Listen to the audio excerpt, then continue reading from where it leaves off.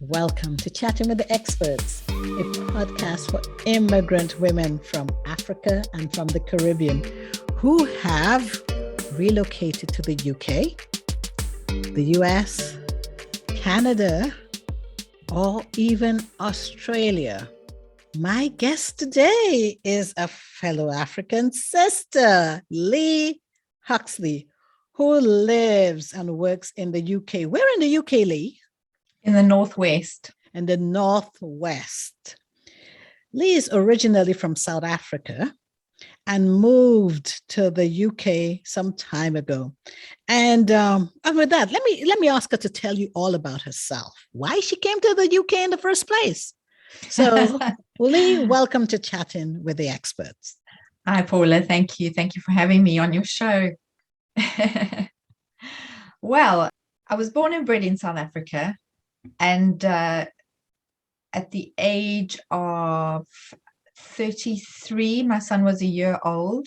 My then husband got expatriated with his corporate company to the UK.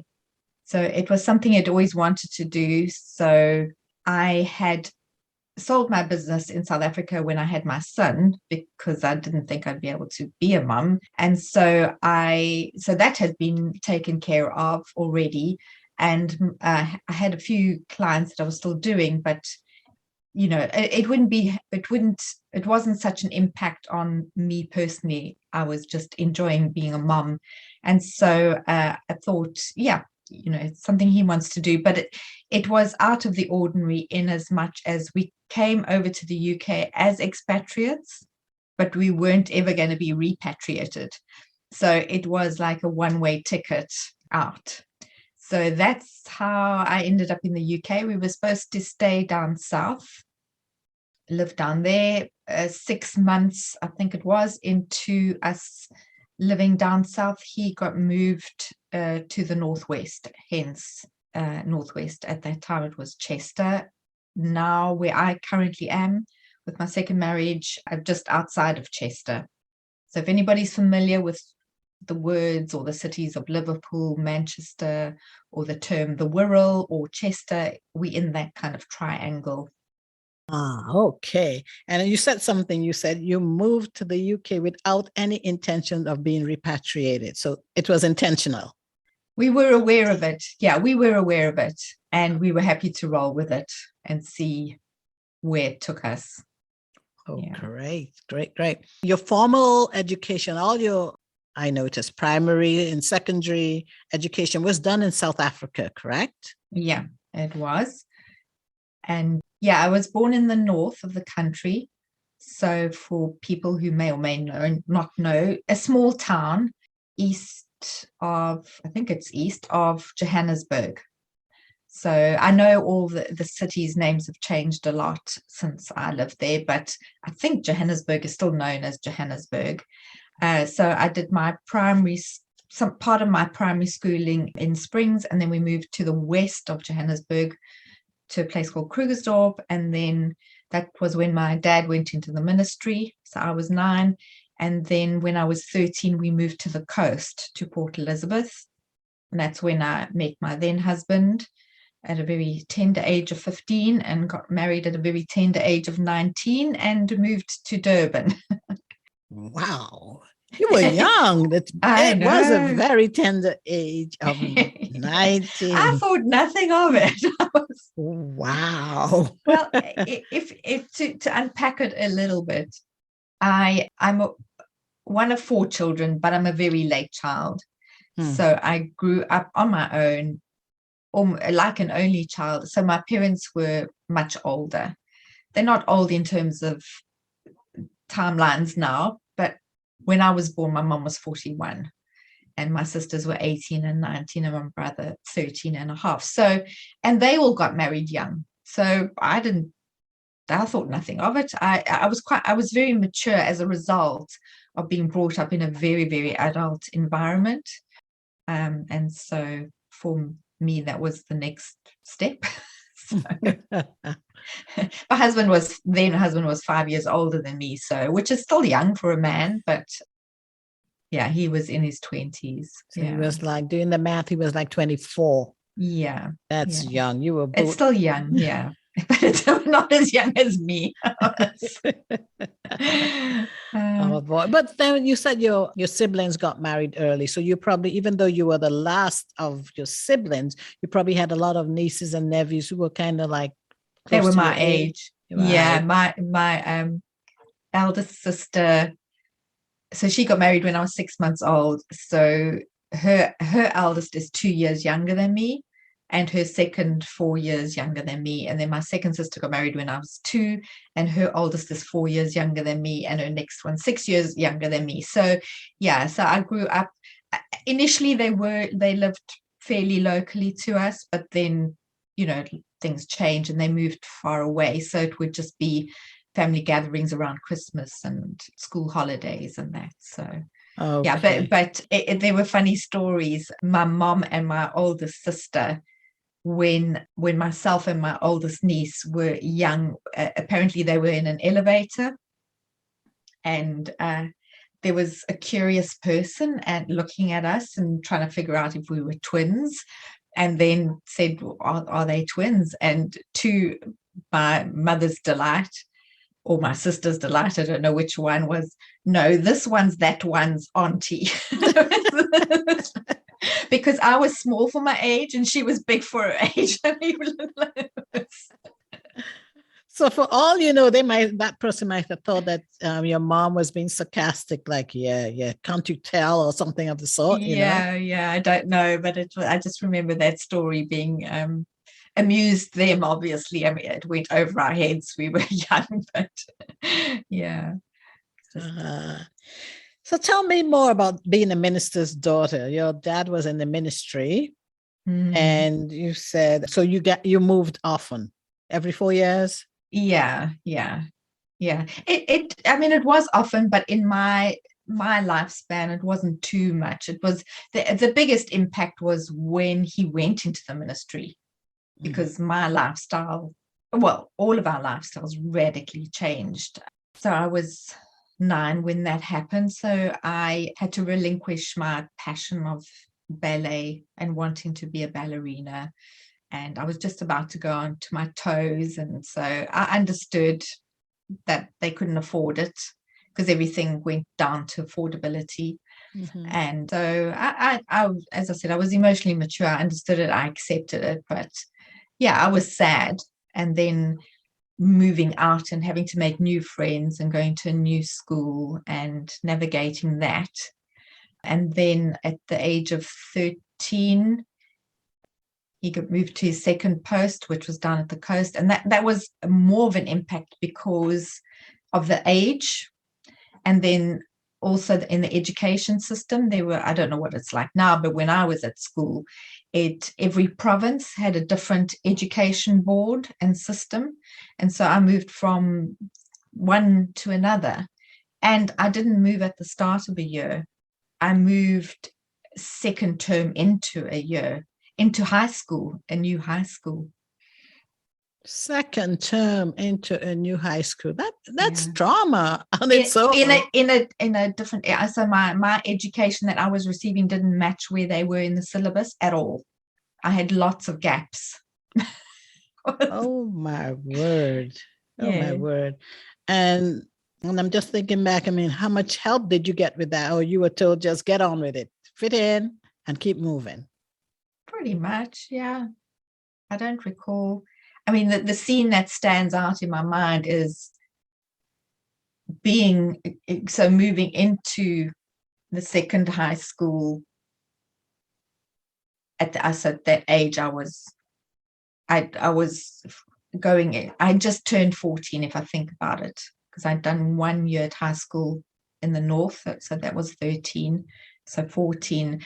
So was getting introduced to this class. Now, bearing in mind the friendships had already developed, because they had already had 1 year in the high school together, and they'd found their things. And the scene that comes to mind is standing in front of the class, being introduced as the new minister's daughter.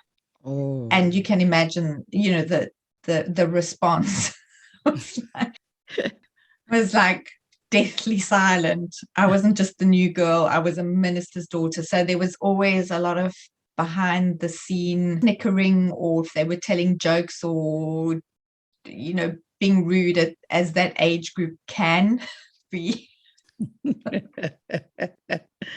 I was told that I couldn't listen because I was a minister's daughter, and everybody's conditionings around what a minister's daughter should look like there was that. And then the other really difficult dynamic on top of all of that was, once I hit puberty, I developed acne. Oh no. And I struggled with that for 30 years of my life, pretty much constantly. So yeah, that was a whole other dynamic to visibility. So I had all this going on, but I just remember kind of just cracking on and doing the best I could. Fortunately, I wasn't one of those girls that needed to fit in. Okay. I was happy with a small friendship group, a small intimate friendship group. I didn't need to fit in. I wasn't a popular girl. I was never the it girl. I was never going to be the it girl. And I was okay with that. And then I think also growing up as an only child, I had to spend a lot of time on my own. So you get very comfortable with your own company, and you get quite resourceful in keeping yourself occupied and following your own interests.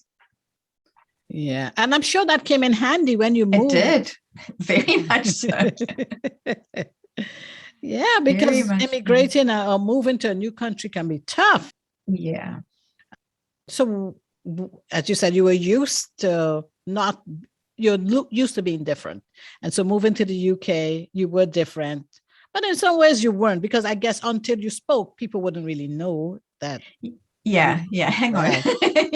Yeah. Well, that's a dead giveaway, isn't it? The accent. Right. And you get funny responses around the accent. People here in the UK, 9 times out of 10, if it's not somebody who's used to interacting with me, if they hear me speak for the first time and they figure out that I'm South African, they say, "Oh, are you from South Africa?" I was like, "Yeah." "Oh, I love your accent." So it's quite, people here like the accent, which I could never figure out, because to me it's not the nicest accent at all. But yeah, so that was always interesting to me. But the biggest surprise to me was, being Caucasian. So, it's then you're going to the UK, which is, you're interacting in that paradigm. And yeah, you've got a different accent, but there were way more differences than similarities. Strange things would come up. And this was all I noticed in the first month of coming here. And just to go back a little bit, I had traveled out the country, so that wasn't new. I hadn't traveled with my son out the country, so that was new. But my husband had come across to the UK quite a few times ahead of me to organize things. And so for him, it was more familiar. And for me, climbing off the plane with this toddler, well, he wasn't even walking then, he was a year old, so I guess he was still a baby, and driving in the taxi from the airport, I was like, it was the strangest feeling, because I thought, this is surreal. I don't know where I'm going, but I feel totally okay with it. And just watching that. But then after moving from the hotel into sort of a semi-permanent place to live before everything else started, what the strangest things were, obviously, although we still drive on the same side of the road, so that wasn't a problem. And you speak the same language, so that wasn't a problem. And in terms of the color of your skin, that was the same, so that wasn't it. But there were it was the languaging around things, like when you're talking with people, you notice it. In South Africa, traffic lights are called robots. And roundabouts in the UK, and there are a lot here and very few in South Africa, roundabouts in South Africa are called circles. Mm-hmm. So it was this sort of languaging that, you would be in automatic mode, and then it would come out and somebody would look at you with a blank face, and you think they don't know what I'm talking about. And then you've got to kind of retract and think, okay, right, let's reframe this. So there was a lot of that going on. And then also strange things. For months, I was too scared to put petrol in the car, because in South Africa, when you pulled up to services, to a petrol station, as we termed it, there were attendants who filled your car for you. All you had to say is, fill up, please, and they would wash your windscreen, and sometimes they would check your tires, and none of that happened here. So I was like, oh my goodness, okay, I'm not going to be doing this, because what happens if I do something wrong and there's a petrol leak and my car explodes? And then one day I was in the car with my then husband, and he was filling up and everything. I was like, and I watched this little old lady, like little old lady, maybe in her 80s, crawl out the car and put her fuel in. And I was like, just get a grip of yourself. She can do it. You can do it. And so that was the nudge I needed, like.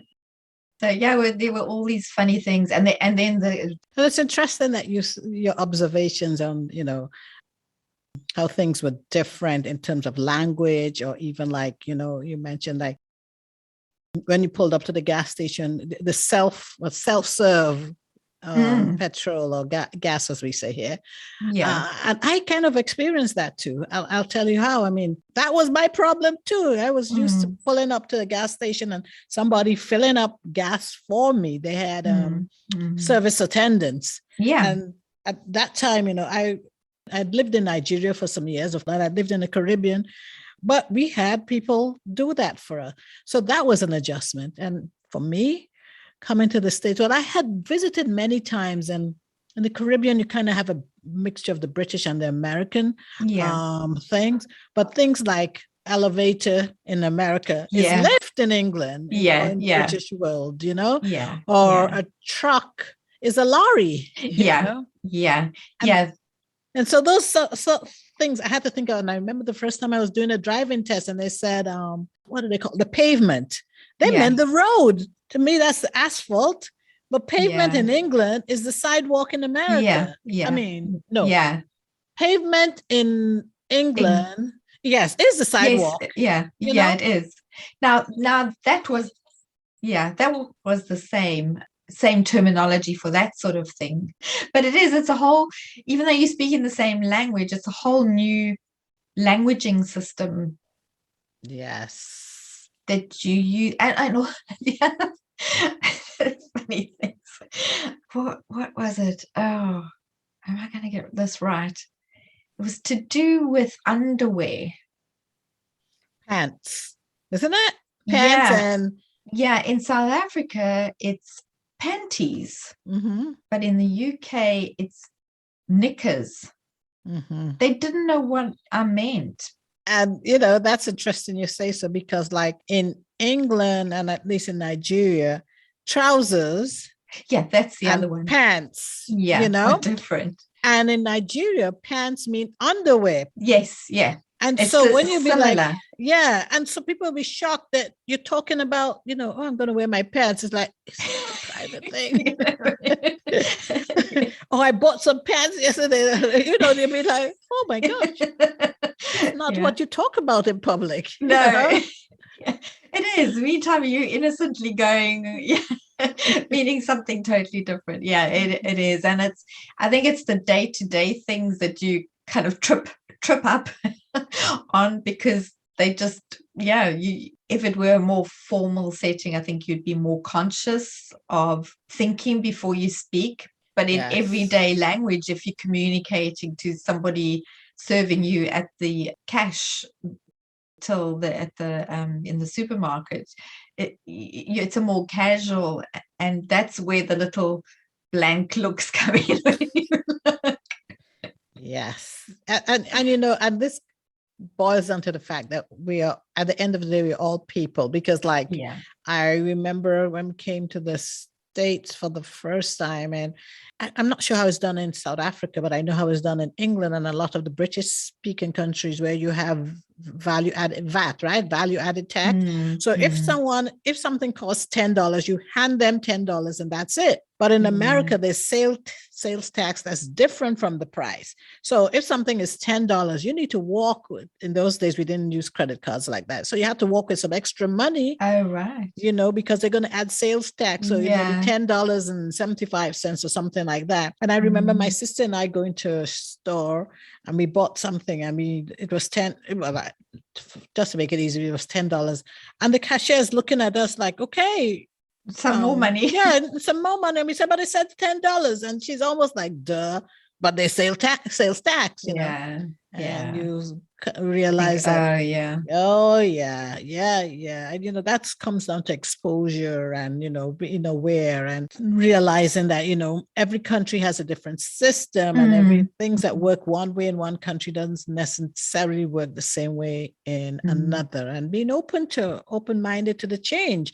Because I remember when moving back to Nigeria, it was a predominantly Black country, and I'd lived in different parts of the Caribbean where you had, like I lived in Guyana and there were like 6 races there, you know? So I lived in places where you had multiple races. But because for me now going to Nigeria where it was predominantly Black, it was really great to see Black people succeeding, Black people owning property, Black people competing in school, excellence and popularity. Popularity was based on how well you did in school, and everybody was aspiring to be the best, and so there wasn't a negative connotation for anything that is Black, but it was like positive. We're going to make this happen. We've got to excel. We got a family that we need to be proud of. And it was the same in the Caribbean too.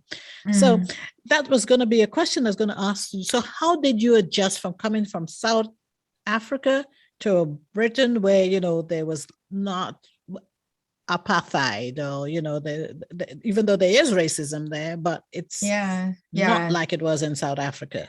Well, for me, apartheid, I was growing up, so I was in my formative years when it was at its height. Obviously the system changed, but I've always been, so for me growing up, it was confusing because I remember clearly as a little girl walking down the street on the pavement, holding my mom's hand, and the Black people having to walk on the other side of the road. And if they came across us, they would move over.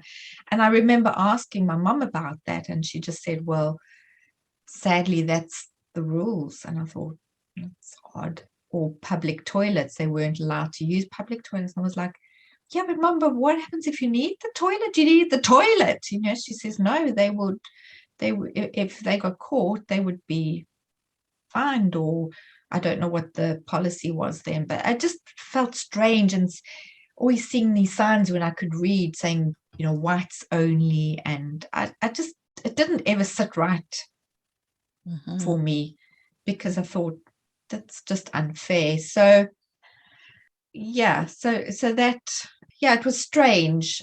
Going back to fitting in, you talking about different cultures or different races within the same system, I think that's also helped me to adapt, because South Africa is very much a melting pot.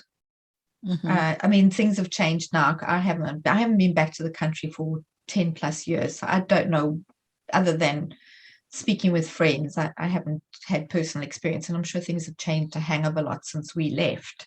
And we did used to visit every year because we were deemed expatriates, so we had that privilege. But obviously when I left my husband and he left the corporate world, that all came to an end. So the last time I was in there was when my dad passed away in 2010.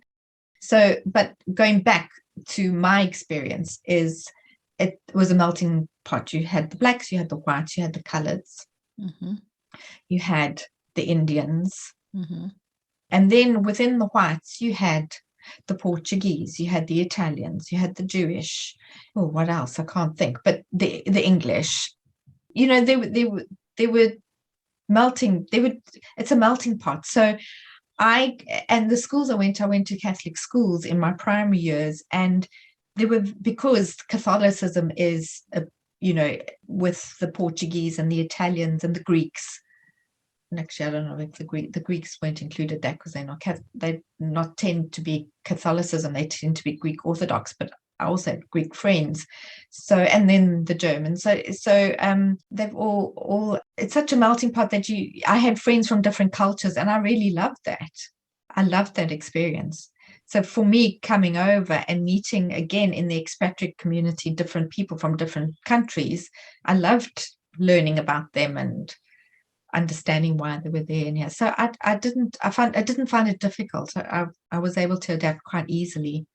And we had that within the congregation as well. We had different people from the Netherlands or wherever. So I was quite happy just to be fluid and just to go with the flow, which helped enormously. Mm-hmm.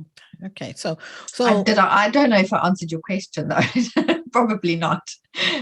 I think you did to an extent, because I think what I was hearing is that, being a minister's daughter, the congregation was multicultural, but I also heard that South Africa was a melting pot. What was interesting to me is that, because I am Nigerian and Black, I tend to think about South Africa from, of course, that angle. And so to hear you say within the Caucasian, among the white population, there was distinction between the different countries. There was who was from England, who was from the Netherlands, which I guess those were the Afrikaners. Well, that no, different. The Afrikaans are born and bred South Africans, but their origins are the Netherlands, the Dutch. Yeah, okay. That's the origin of their culture and their language. But obviously, the Afrikaans is South African. Because you've also got, and that's changed a lot as well. But when I was growing up, it was the Afrikaans and English. Right. I remember that. Yeah, that was a very clear distinction. Yeah. Yeah, very clear. And in the schooling system, you had to learn to graduate from the schooling system. You had to pass both English and Afrikaans as your languages to get your schooling. So that was a big thing. So it's interesting. But then within the Black communities, a huge melting pot with all the different tribes. Yes. Within each province, there was not a ruling, in inverted commas, tribe.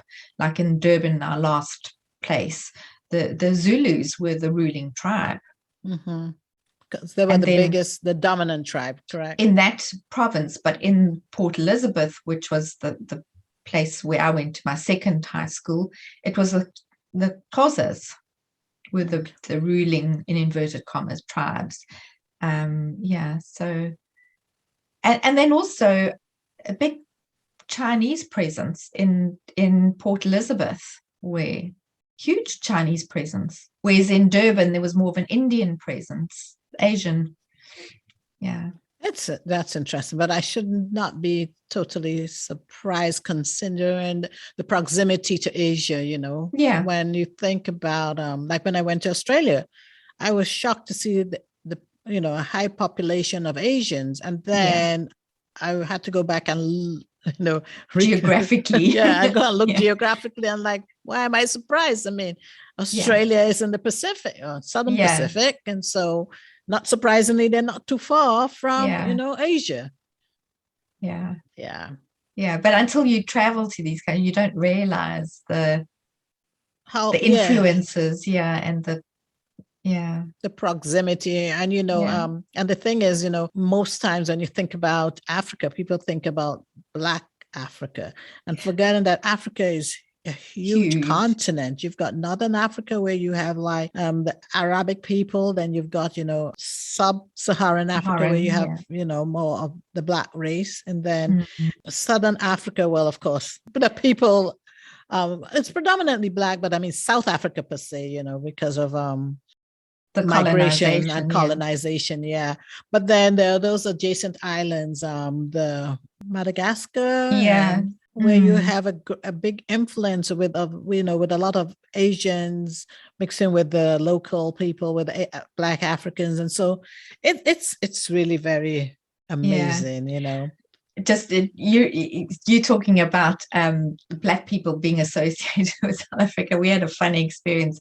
My ex-husband, we went on a church trip to Eastern Germany just after the wall came down, just as part of an outreach. Anyway, and we did a little bit of a tour. Long story, I won't go into it, but at one stage we went to, I think it was Copenhagen. So we had a few days off and we traveled by train everywhere, and we went from wherever we were to Copenhagen, and there were going to be some people hosting us. And we got off the train. I think it was a small group of us, maybe 3 of us, maybe 4. I really can't remember. This was back in my 20s. And we waited and we waited and nobody turned up, and we waited and we waited, and we walked around the train station thinking, I don't know, we've got the wrong thing or whatever. And then we kept on crossing the same people, walking around. I think there were 2 of them.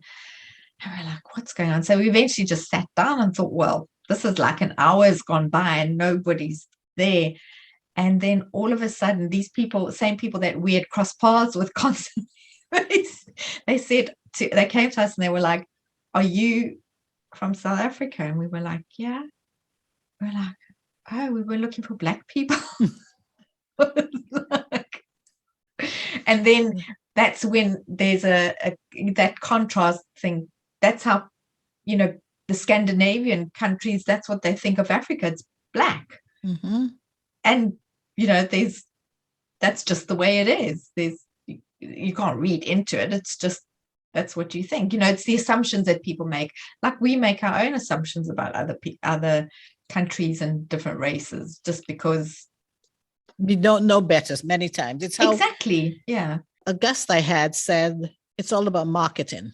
How America, for example, has done a great job at marketing America to be a place where the land of the free and all opportunities. You come here and you can live the American dream, and which for the most part is true. But I mean, at the same time, there's poverty here, and as my guest was saying, she was shocked to see a homeless person in Boston, because I'm in America after all, where everything is gilded in gold, and why should there be poverty? So it's the same way, I guess, the media. And I was saying to her, being African herself, that we have to market Africa differently and open it up so that people can have a better perception of Africa, and see it for, first of all, it's not a country. It's a continent. It's a continent, yes. Because you hear a lot of people say, I went to Brazil and Peru. I also went to India and I went to China, and I also visited Africa. And I'm like, but where? Africa? It's not the country. So it's up to us to educate people, and we learn. I learn every day. Absolutely. And just different experiences bring about different perspectives. Yes. So do you still have family back in South Africa? I do still have my second sister and my brother. Okay. But I haven't been back for 10 years. I did get to see, I was going to say I didn't get to see them, but I did, because it was my dad's funeral. So but I still have good friends. But who knows? We will get there sometime, but at the moment it's not a priority. So, all good things have to come to an end. And I've been speaking to Leigh Huxley. Yep. Leigh Huxley, who I'm sure you guys heard me say is my first white African on this show. And it's been an eye-opener. I've learned some things, about, living in South Africa. And, as you said, within the Caucasian group, you have all this differentiation between, who's from which part of Europe, which we can also relate to, because there in, like when I lived in Nigeria, the different tribes. And I know it's the same thing in most of the other African countries, where it's not just one people. No. We're not totally homogeneous. Yeah. So, not at all. And it's all about perspectives. So, Leigh, I know you have a business. How can people find you online if they would like to contact you? Well, I'm at the start of my coaching business, so still work in progress around launching that in inverted commas. But I am on social media, so I am on Facebook under Leigh Huxley. That's it. And then Instagram is pretty much a replica of my Facebook. But I elaborate more on posts on my Facebook. And so the Instagram is Huxley Leigh, all one word. So that's my social media presence at the moment. Which is good. I always say with social media, start off with the one that you feel most comfortable with and then can build it up, you know? Well, I only started kind of feeling kind of comfortable with social media last year. So I'm still all a newbie to all this. But I had to really force myself to become visible in some way. So I'm at grassroots, but I'm contactable there, and I'm happy to discuss and explore and answer questions if anybody's interested in my experiences, or quite open to meeting new people. Thank you. Is there any question that you wanted me to ask, by the way, that I didn't? No. I think you covered everything. All right. For my listeners, if you have enjoyed what you just heard from my amazing guest, Leigh Huxley, please head over to Apple Podcasts, Google Podcasts, Spotify, or wherever you get your podcasts, and subscribe to. Also, we would love if you would follow us, Chatting with the Experts, on any of those directories, Apple Podcasts, Google Podcasts, Spotify, or even Amazon, that has now joined the podcasting world. And if you are an immigrant woman from Africa or the Caribbean who have moved or relocated to the US, the UK, Canada, or Australia, and would like to be on this show, please reach out to me on my website, which is www.chattingwiththeexperts.com/contact us. And let's chat. Thank you, Leigh. Thank you. Thank you, Paula.